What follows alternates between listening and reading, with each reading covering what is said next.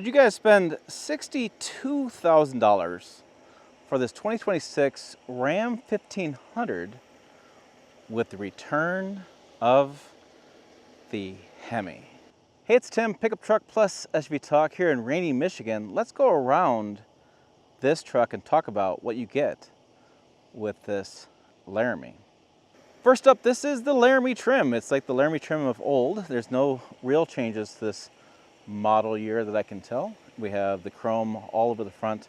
Some people are big fans of chrome, some people are not. Again, different trim levels come with different types of chrome front ends. I do like the fact they have the holes for the front license plate in certain states. I've had some trucks I've bought in the past that don't have the holes. I don't know why. We have the sensor for the adaptive cruise control, you can see in there. And we have the parking sensors there, boom, boom. We have RAM there. We do have the frontal camera, which is going to be right there. And we have the LED lighting signature there, daytime running lights. And we have the front lights there.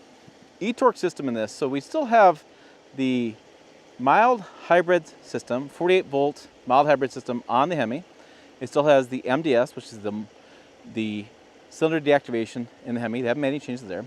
They did put their badge of freedom there along the side. This replaces the Hemi V8 badge. This is their cool little marketing campaign for that. We have more of a street tire there than you would your off-road tire going on. And then we have some bigger like trailer towing mirrors here you can see on the sides. We have the convex mirror down below, a little light there too. This is blacked out on the sides, black door handles there. We have one driving by us. Ram there in the chrome. And then we have the blacked out with the second row. You can see the differences between the tint there in the front and the second row. I have some Ram boxes here, which some people love, some people hate. I tend to like them as a feature.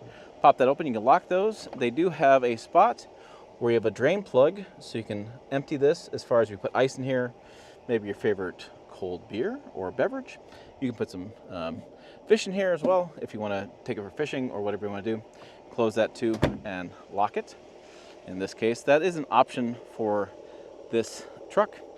On the back, we have dual chromic tips, and this is that groovy sound that Hurricane just can't do. It's an inline 6 Hurricane. I will tell you, I own it in the high output with the RHO. It is a really impressive motor, nice and smooth, inherently balanced, but it cannot do this exhaust note. Just not going to happen with inline 6 engine. Nope. This has the full tailgate. It does have an option where you can split it as well. We have Laramie there too. We'll open this. It does still fit a 4x8 sheeted plywood even with the Ram boxes, but you can see where it does bring it in a little bit when you do the Ram boxes. It's kind of a pro and con there. I have some lights there. I have a bed separator. This, you turn it, it folds, you bring it back, you can put it different places. You can see the slots where you put it in. We have the lights there, tie down spots there as well. And I have some power here. Let's take a look at this power in the bed. We have two 110 volt hookups. Boom. Or 120 volt. Everybody says it differently. I haven't quite figured it out. This is a 2 kilowatt max. So it looks like we have more of a power on board. Something you're trying to do with the RHO. This surprises me. They weren't able to come to market with this last year. I'll be checking with the PR folks to see if this is a possibility for this year. That's an interesting thing. So to be determined, I'll come back with that. This is the tonneau cover that comes from Stellantis. This is a cool cover. You basically pop this down, you can see where it attaches there, and it folds back in. You see the instructions right there. Let me check on that kilowatt hookup. And then I'm kind of excited now. Power folding there too. And then this pops down here. Boom, boom. Push it up, that's how that works. So let me do it one more time so you can see it on camera. A lot of people ask me about this. So you take your foot and you pull it down, then you just push it up. There you go. Do this here. We should have the rear seats. Let's see what's going on back here. Good amount of leg room for rear passengers. This is why it makes crew cabs so popular for families and for hauling stuff. Ram does a really good job with the flat loading floor back here. And then we'll see if it's got the bins for hiding some cargo. Yes, it's got the bins. Put a little whiskey down there or some whatever you want to haul and not have the authorities find. Boom, boom. They have those bins. And then we have some stuff in here. Looks like they want to keep track of us. Oh, this is a antenna system back there. I was like, what's going on here? This must be a separate system for these vehicles we're driving today. And then we have USBs, a plug in here as well. Comes down, boom. I have this with my kids. My kids love this setup back here. Lots of power. Heated outboard seats, which means this guy, that guy, not the middle guy. And they should have a, oh yeah, slide and recline.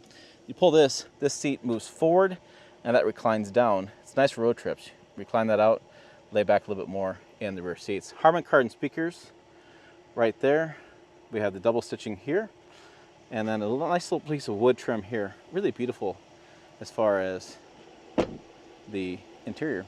Now, the Bighorn starts about 57, and this is, like I said, 62 with maybe some more options as well. So you're in that $60,000 range. The average price for a full-size truck these days is in the mid-50s. So you're looking at more of a trim above the average price, but not like the high trims where they're sticking the $80,000 range, which is more of your premium trucks. Powered seats here, lumbar built in there. We do have a little bit of a suede material here. Some cup holders here. There's your stuff there. We have power folding mirrors. We have powered convex mirror down there, so that moves the bottom mirror there as well. And then they power extend, and there's a light there too. Okay, and what else do we have going on here? We have a payload number of 1,159. That is fairly poor for a full-size truck. So you're not hauling a whole lot of gear and people in here. I do have the power folding floor, or the running boards, these power deploy. I've seen people talk about this. They're worried about stuff in the wintertime. I don't know, I hear a whole lot of problems with that from people in northern states like where I live. Seems like they hold it pretty well. You can see how hardy these brackets are and how well built they are. I've seen a whole lot of stuff. I do worry here in Michigan with rust over time, but it's Michigan. Rust is just, it's a four-letter word here that people don't like to talk about. We have the steering, or the pedals that move. I'm going to see if the steering wheel, I'm going to take my hand back, see if it'll, oh yeah, we have telescoping and tilt steering wheel. We'll adjust that. I need to go back a little bit probably. We do have the controls behind the steering wheel if you haven't seen this. This changes the station or changes the song if you're on Bluetooth. Other side is the volume. A full digital display. We have the larger Ram Infotainment screen.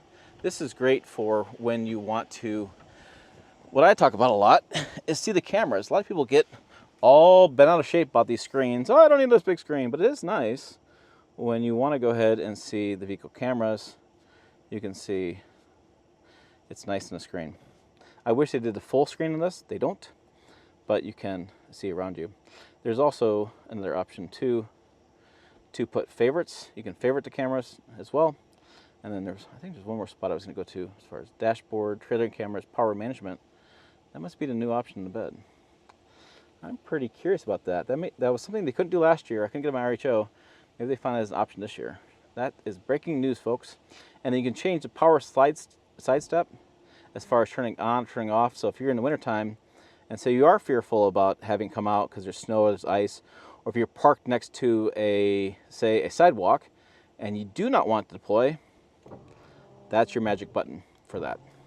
We do have the turn dial for the shifter, and then I have four-wheel drive high, low, and auto. A lot of people, the auto is a big fan. What it does is if you have an auto with conditions, say it's rainy like today or wintertime, if the tires do detect slippage, the system does detect slippage, it'll engage four-wheel drive high for you faster than you can engage it. So it's a nice thing, peace of mind. We have a dual wireless charger. Looks like wireless charger over there as well. USB is there. I have trailer control as far as braking, and then I have a trailer backup guidance. So if you push this button, it'll center as far as your steering, and then you turn the trailer steering on. When you turn left, trailer goes left. Turn right, trailer goes left, or trailer goes right. This is kind of nice here too. They've made some changes, so you can take this and boom. As far as not changes, but something you may not have seen. We have a power zone there, and you pull this back. Big fan of that. And then this is a double opening as far as a one on the top, you have some put stuff down there and stuff here. So you have a lot of room down there for stuff, and Laramie there as well. And then we have the passenger screen, which I have that in RHO that I have for my long-term review vehicle this year, I should say more clearly. I find that to be, well, fairly useless. I'm not a big fan of it. I do have the big panel moonroof, and I have the digital rearview mirror, which is right here. Boom, boom. That's useful to me for at night. It blocks the lights coming behind me, and I freaking like it. So not everybody likes it. I kind of do. So what do you guys think? Is this something you'd buy for this price point? I tend to think it's a good-looking truck. The Hemi, you can't replace that exhaust note. I think the Hurricane is better for performance, but a V8 in a truck, something a lot of people think you just gotta have. So, make your thoughts. Put them down over in the comments, like you know how to do. Make sure you check out the videos on the channel up over here. Website down below as well. PickupTruckTalk.com. As always, thanks for watching. I will see you down the road.